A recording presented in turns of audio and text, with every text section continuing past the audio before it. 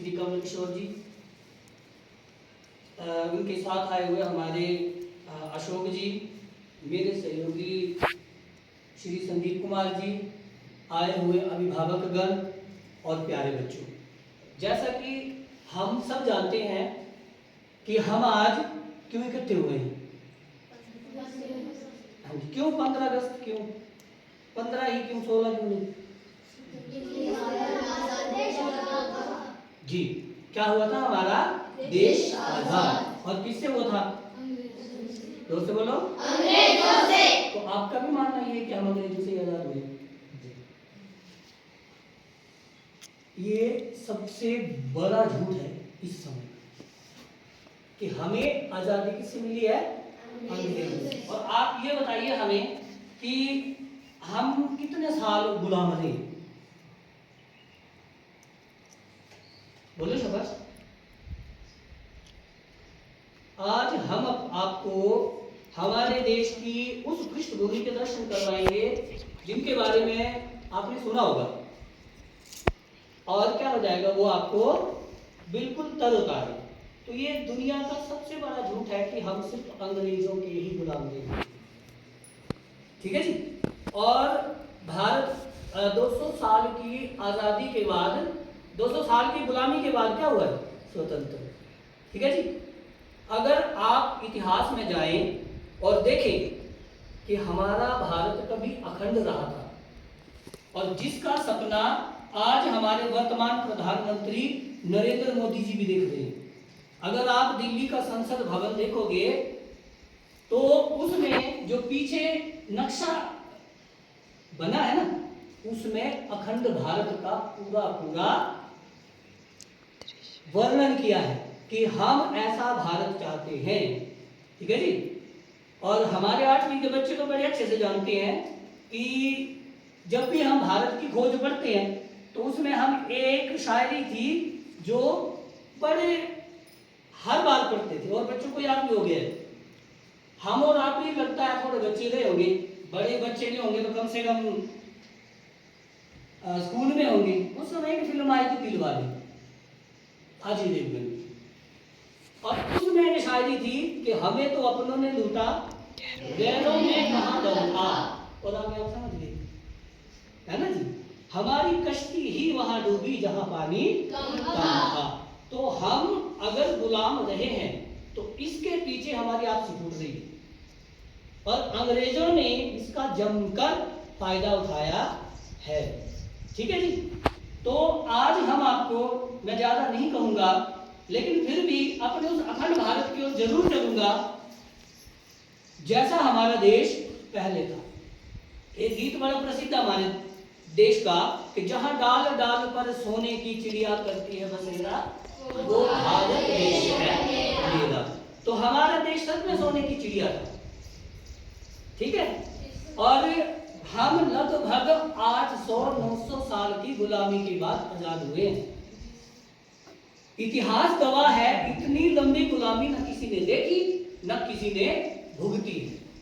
अभी हाल ही का उदाहरण है नेपाल। बच्चों ने ऐसा विद्रोह किया, 1 महीने में सरकार को उखाड़ कर फेंक दिया, और इतनी बड़ी सरकार लाई कि क्या ही कहने, ठीक है जी। तो हमारी जो आपसी फूट थी हमारे देश को गुलाम करवाने के लिए, वो सबसे बड़ी कारण रही, ठीक है जी। अखंड भारत हमारा शुरू होता है जी ईरान से, जो आज का आपका ईरान है। आप फोन वाले हैं सब, अगर आप उसमें देखोगे तो आपको अखंड भारत का दिख ही जाएगा। तो हमारा भारत ईरान, जिसे पारस कहते थे, वहां से शुरू होता था। और आप उससे नीचे सीधा चले आओ, बर्मा, जो म्यांमार है, थाईलैंड है, कंबोडिया है, इंडोनेशिया है, मलेशिया है, सिंगापुर है, तिब्बत है, चीन है, ये सारा भारतीय। अब इससे पहले आपको पता था? सच सच बताना, जानते हो? हाँ या ना में जवाब जी सर, आप सभी, है ना जी। महाभारत काल में आपने हमने हमारे यहाँ महाभारत तो हुआ ही, तो कौरवों के साथ युद्ध में ईरान का राजा शल्य, जिसे उस समय में मध्य देश कहते थे, कौरवों की ओर से युद्ध भूमि में लड़ा था। और जो आज का चीन है उसका राजा भगदत्त भी कौरवों की ओर से महाभारत युद्ध में लड़ा था। तो ये था हमारा अखंड भारत। और हमें एक और गलतफहमी है, हम समझते हैं कि 1947 में हमें आजादी मिली तो सिर्फ एक देश टूटा है, यही है ना।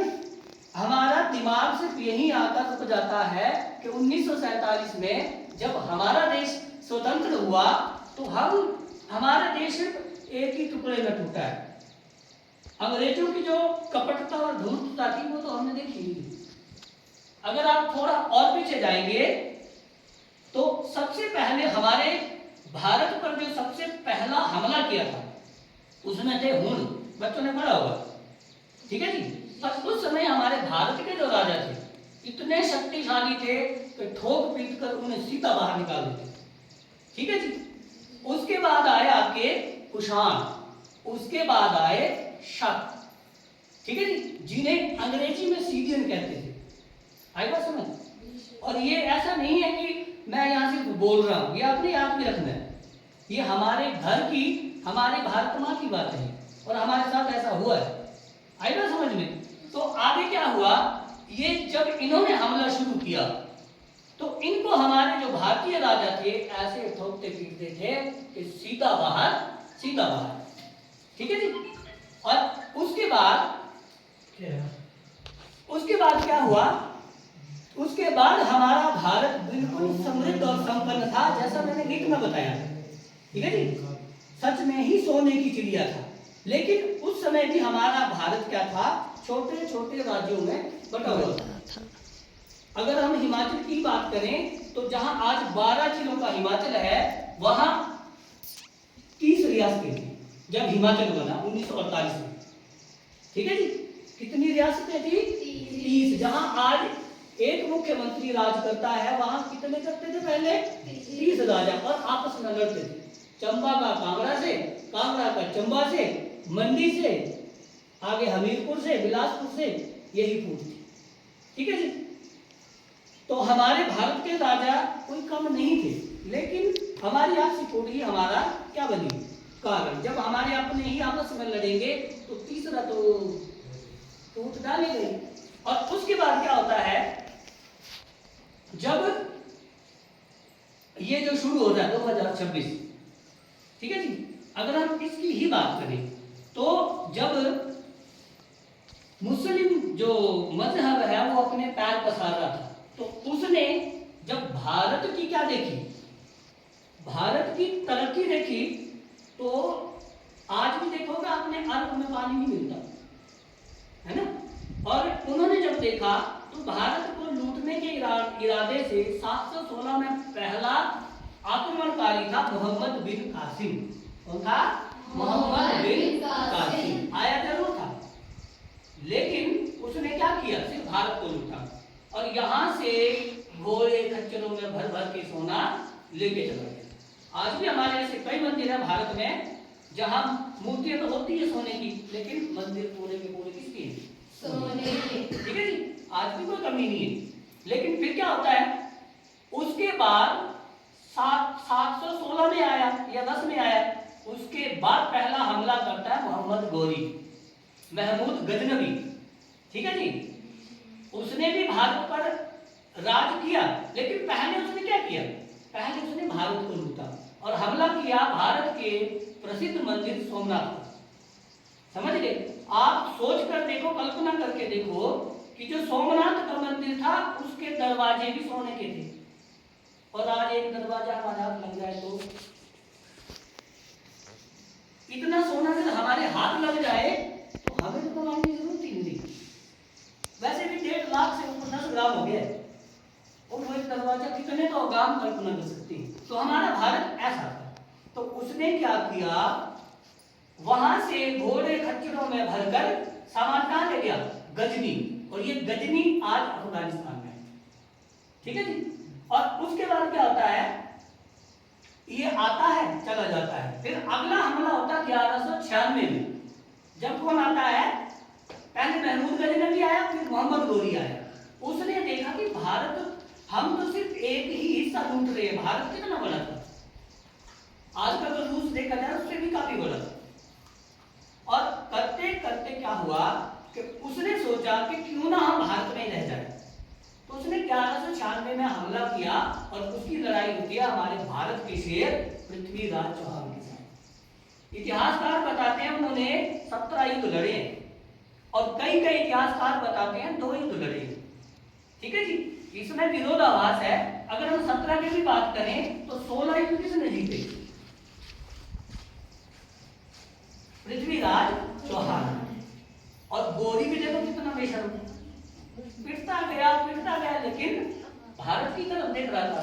लेकिन जैसे ही उसने अगला 17वां युद्ध जीता, उसने सबसे पहले क्या किया? अपने दुश्मन को खत्म किया, पृथ्वीराज चौहान की आंखें फोड़ दी। क्योंकि उसे पता था कि यही वो राजा है जो मुझे क्या नहीं करने दे रहा है, भारत पर राज नहीं करने दे रहा है। उसके बाद तो जैसे बाढ़ ही आ गई, कोई मंगोलिया से उठ के आया, कोई तुर्की से आया, जो आप पढ़ते हो बाबर, अकबर, हुमायूं, जहांगीर, और इनका शासन रहा कब तक? लगभग 1757।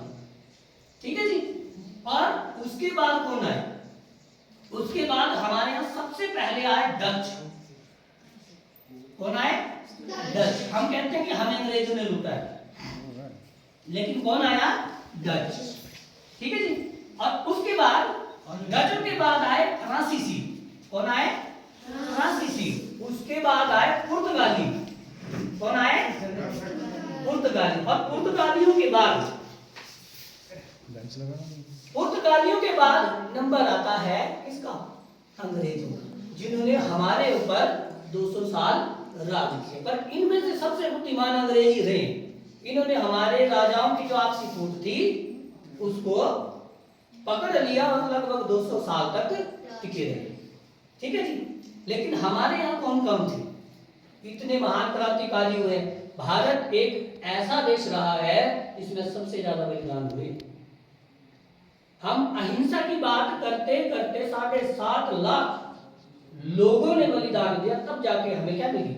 स्वतंत्रता। क्या मिली थी? स्वतंत्रता। तो बात करते हैं हम कब कब टूटे। 1876 में हमसे अफगानिस्तान चला गया। ठीक है जी। ठीक है। अफगानिस्तान से हमला जब हमारे ऊपर होने लगा तो जो भी लूटने आता सीधा अफगानिस्तान आता। ठीक है जी। और आज देख लो, वहां तालिबान की सरकार है और लोगों को खाना नहीं मिल रहा है। जिन्होंने लूटा था आज वो फिर भी वैसे ही है। वहां ना बच्चियों को पढ़ने दिया जा रहा है। हम तब से लेकर आज तक भले हमारे साथ जो भी हुआ, लेकिन हम आज फिर उठ खड़े हुए। कारण हमारी संस्कृति में कुछ ऐसी बात है। आई बात समझ में? तो हम ये दिमाग से निकाल देना कि 1947 में हमसे पाकिस्तान टूटा है। तो पहला बंटवारा देश का तब हुआ जब 1876 में अफगानिस्तान वहां से हमारे भारत से अलग हो गया। ठीक है जी। उसके बाद अगला बंटवारा हुआ 1914 में। एक देश टूटा जिसका नाम था तिब्बत। ठीक है जी। और लगभग 1949 या 1960 के बीच में तिब्बत पर चीन ने कब्जा कर लिया। ठीक है जी। और तिब्बत को खत्म कर दिया और नाम आ गया चीन। ठीक है जी। तो 1914 में हमसे क्या गया? तिब्बत। उससे पहले 1904 में गया हमारे हाथों नेपाल। आई बात समझ में? तो कितने देश टूट गए अभी तक। और हम और आप पढ़ रहे हैं कि हमारे देश से क्या निकला है? सिर्फ पाकिस्तान। पाकिस्तान तो हमारे और आपके सामने सामने की बात है। हम भले ही बच्चे रहे हो, लेकिन पाकिस्तान को तो हमने देखा है ना। उसके बाद टूटा हमसे 1905 में बंगाल, जो आज का बांग्लादेश है। क्योंकि जब अंग्रेज आए थे ना, सबसे पहले कोलकाता में आए थे और उन्होंने ये कहा कि भाई हम बंगाल को तोड़ रहे हैं क्योंकि हमसे बंगाल संभाला नहीं जा रहा। हमने थोड़ी न्योता दिया था कि आओ भाई आप हमारे बंगाल को संभालो। सबसे पहला विभाजन 1905 में बंगाल को तोड़ के हुआ।